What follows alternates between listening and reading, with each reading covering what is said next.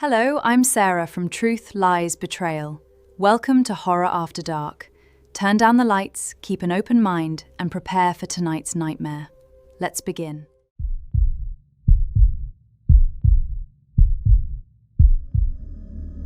I responded to a 911 call from a house that had been abandoned for 10 years.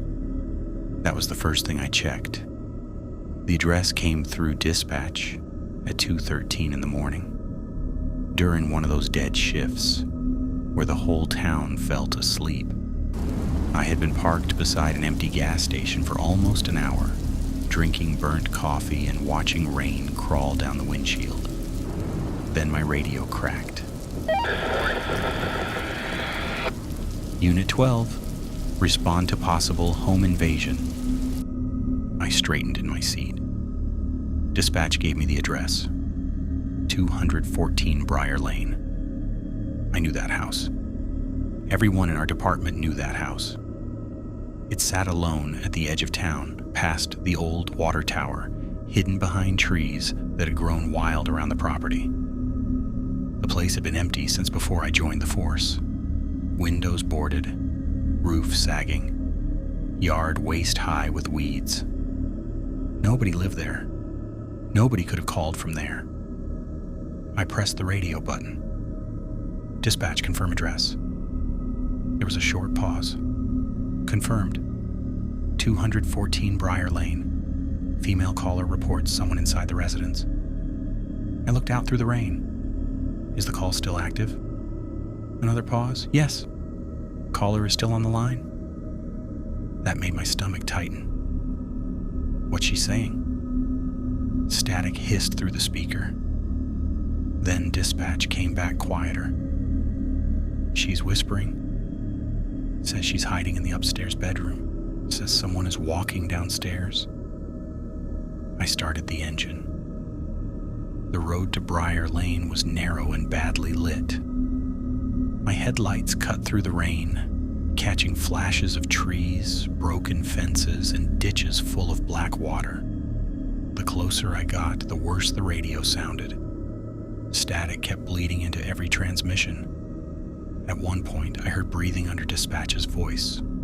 Slow, wet, too close to the microphone. I told myself it was interference. When I reached the house, my headlights washed over the front porch. The place looked exactly how I remembered it. Dead. The windows were boarded from the outside. The front steps were cracked. Vines crawled up the walls like black veins. There were no tire tracks in the mud, no lights, no movement. I parked near the gate and kept the engine running. Dispatch, I'm on scene, I said. Copy, Unit 12. I have no visible signs of forced entry. House appears abandoned. For a few seconds, dispatch didn't answer. Then the dispatcher said something that made the hair on my arms rise. Officer, the caller says you're outside. I stared at the house. Rain tapped against the roof of my patrol car. Repeat that.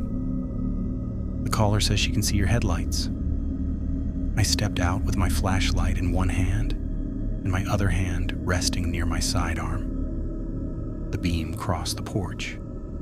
The front door was closed. Then my radio crackled again. This time it wasn't dispatch, it was a woman whispering. Please hurry, I froze. Then she said, he saw you. I stood in the rain, staring at the house. He saw you. The woman's whisper faded into static. For a few seconds I couldn't move. My flashlight beam shook against the front door. I looked at the upstairs windows, but the boards were nailed across them from the outside. No one could see me from inside. Dispatch, I said into the radio. Did you transmit that? A burst of static answered. Then the dispatcher's voice returned. Negative, Unit 12. Last transmission was yours. I swallowed hard.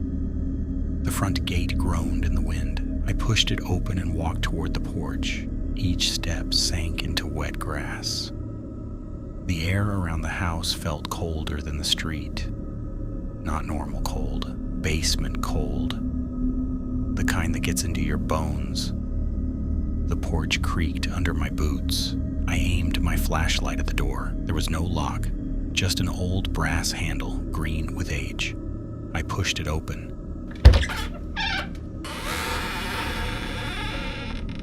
The smell hit me first.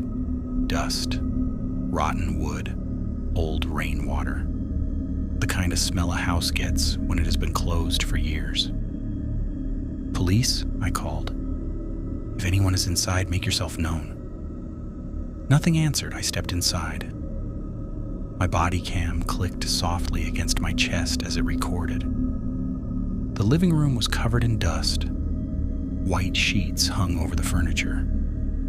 Broken picture frames leaned against the wall. My flashlight cut through the darkness, catching floating dust in the beam. There were no footprints on the floor, only mine. I moved slowly through the living room, then into the kitchen. The counters were stained. The cabinets hung open. An old landline phone sat on the wall near the back door. I stared at it. The cord had been cut, not unplugged. Cut. I lifted my radio. "Dispatch, be advised, the residence has no working phone line." The reply came immediately. "Unit 12, caller is still connected." My mouth went dry. From the radio, I heard the dispatcher ask, "Ma'am, can you hear me?" Then the woman whispered in the background, "He's in the hallway now." A floorboard creaked above me. I turned my flashlight toward the ceiling. Another creak. Slow. Heavy. Like someone walking across the upstairs floor. I moved to the staircase. The wood was warped and slick with moisture. Halfway up, the temperature dropped so sharply that I could see my breath. At the top, 3 doors lined the hallway.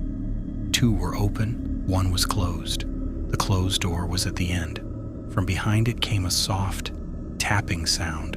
3 taps, a pause, then 3 more. I raised my hand to knock. Before I touched the door, my radio hissed. The woman whispered, "Don't open that one." Then the handle slowly turned from the inside. The handle turned halfway, then stopped. I backed away from the door, keeping my flashlight pointed at it. "Police," I said, "step away from the door." No one answered. The tapping started again. 3 slow knocks, a pause, then 3 more. But this time the sound did not come from behind the door. It came from inside the wall beside me. I turned. The wallpaper was peeling in long strips. Black mold spread across the plaster like veins. For 1 second, I thought I saw something moving underneath it. Then my radio crackled. Dispatch came through, broken by static. "Unit 12, caller says you're upstairs." "I know," I whispered. "She says you walked past him." My chest tightened. I slowly turned my flashlight down the hallway. Nothing. The open bedrooms were empty. The closed door stayed shut. The staircase behind me was dark. Then something knocked beneath my feet. Hard. I looked down. The floorboards trembled once, then again. A woman's voice came through the radio, clearer than before. "He's below you." I didn't want to go downstairs. Every part of me knew I should leave the house, wait outside, and call for backup. But then I heard crying.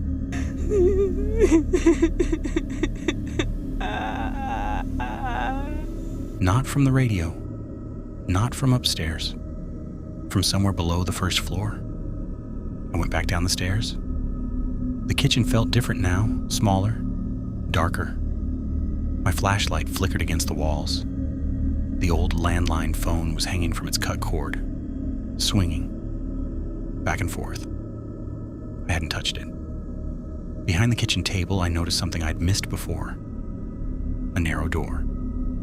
It was painted the same color as the wall, almost hidden beneath grime. A rusted padlock hung from the latch. Basement. I checked the property record on my patrol tablet. No basement listed. The crying came again. Soft. Desperate, I broke the lock with my baton. The door opened inward. Cold air poured out. The stairs below disappeared into darkness. I called down. "Police, is anyone there?" A voice answered from below. Not the woman, me. "Dispatch, I need backup." I froze. The voice continued from the dark. "I'm not alone in here." My own words echoed up the stairs. Words I'd not said yet. I forced myself down. At the bottom was a small concrete basement. My flashlight passed over old phones, cracked radios, police badges, and broken body cams piled against the wall. Then I saw the reel-to-reel recorder on a wooden table. It was running by itself. The tape spun slowly. My voice played from the speaker, breathing hard, terrified. Something is in the house with me. The recorder clicked. A new voice whispered directly behind me, "Now make the call." I spun around. No one was there. Only the basement stairs behind me, disappearing into darkness. The recorder kept spinning on the table. My own voice came from the speaker again. "Dispatch, please respond." Then the woman's whisper followed. Too late. The basement door slammed shut above me. The sound hit like a gunshot. I ran up the stairs and threw my shoulder into the door. It didn't move. I kicked it. Nothing. My radio crackled. This time, dispatch sounded far away. "Unit 12, status?" I grabbed the radio. "Dispatch, I'm trapped in the basement. Send backup now." Static swallowed my words. Then the dispatcher answered. "Unit 12, we're not receiving your transmission clearly."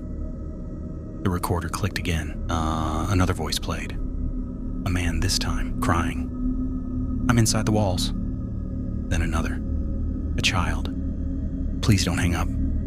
Then another. A police officer. "Do not send anyone else here."